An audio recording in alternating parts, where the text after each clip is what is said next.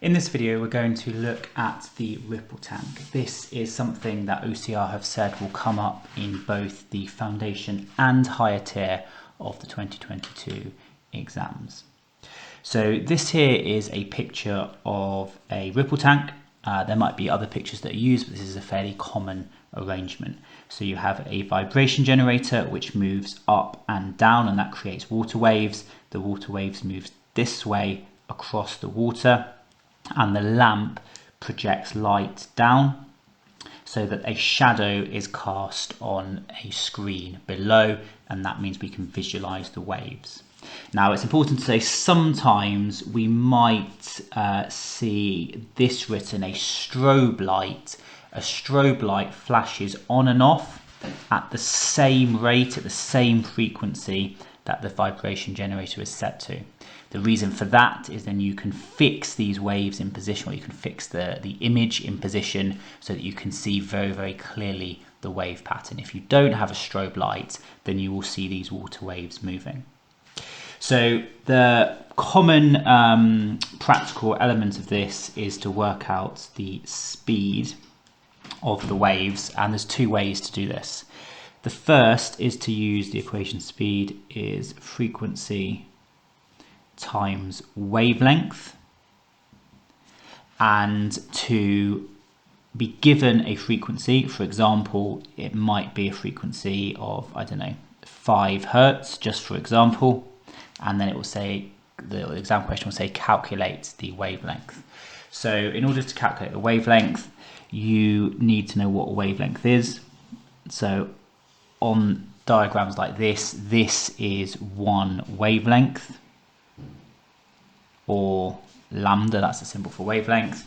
But in an exam, what you should do is you should measure several, 1, 2, 3, 4, 5. In this case, that's 5 wavelengths, and then you can average over that to get a distance in meters, which might, just for example, be 0.1 meter. That is definitely not what this wavelength is. That's just an example. And then speed will be frequency times wavelength. That will be easy to work out. There's a second way that you might be asked to work out the speed. This is a typical question here. So it might be a wave travels 20 centimeters in 5 seconds. What is its speed? So here we would use the equation speed is distance over time. So it's moving a distance of 0.2 meters in 5 seconds, which will give you a speed. So 0.2 divided by 5 gives us 0.04 meters per second. So probably these numbers I've picked are silly. That's probably too slow, but this is just an example only, just an example. Now they might also say what's its wavelength, so you'd have to work out what is the distance for one wave.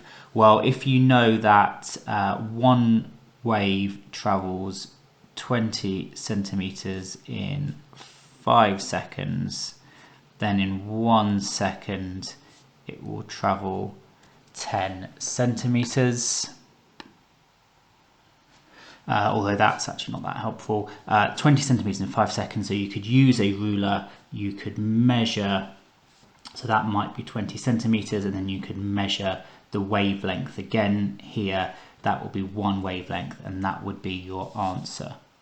And then part 3, frequency, again, speed equals frequency times wavelength. So if you have the speed from part 1 and you have the frequency, the wavelength from part 2, for example, for measuring it from the picture, then you can work out the frequency.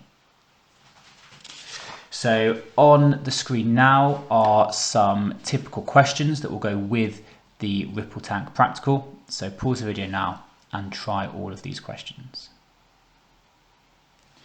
Okay, so we're asked to calculate the number of water waves produced in 5 seconds, and we're told the frequency of the water waves is 0.5 hertz. So that means 0.5 waves per second. So 1 second is 0.5 waves.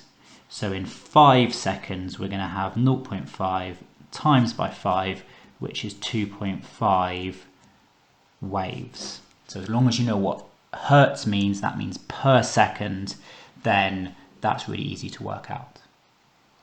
The teacher increases the frequency of the water waves, so that means more water waves per second. What happens to the speed and the wavelength of water waves?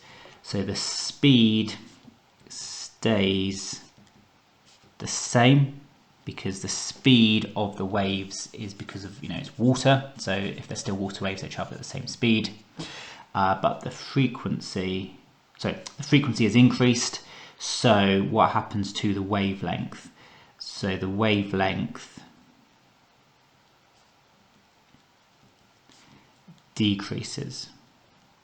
So it just says describe, so this is enough for the marks. But remember, speed is frequency times wavelength. If this is the same, and if this goes up, this must go down. Okay, part 3. Part of this explanation is incorrect. So it says the water waves move up and down. The water particles move all the way across the surface of the sea.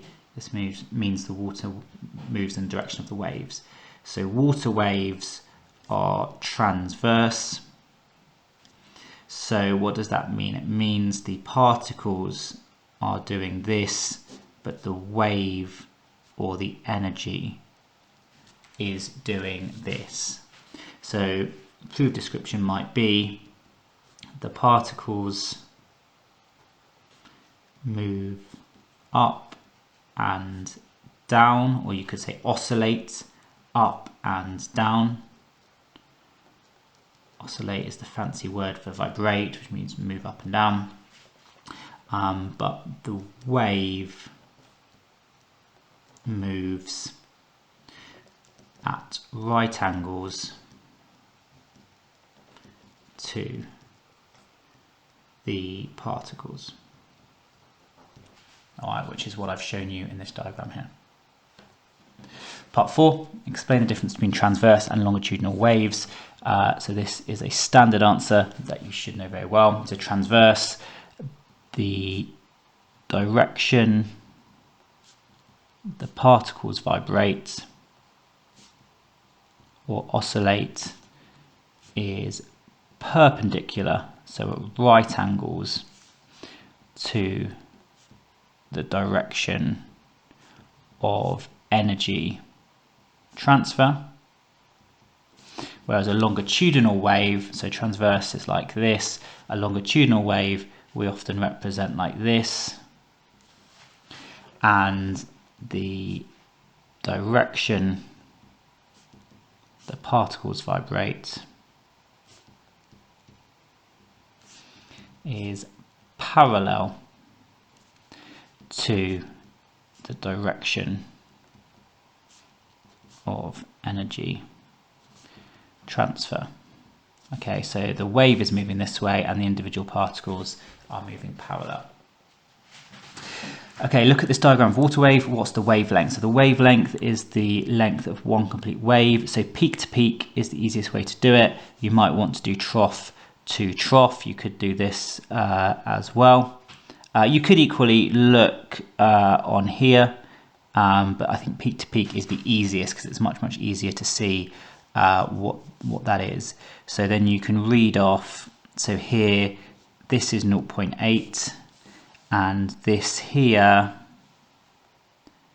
is 4.4. So 4.4 minus 0.8 is 3.6 centimeters.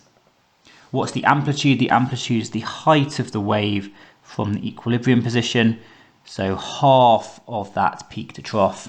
So this here, and you can see that that is 2.4 centimeters.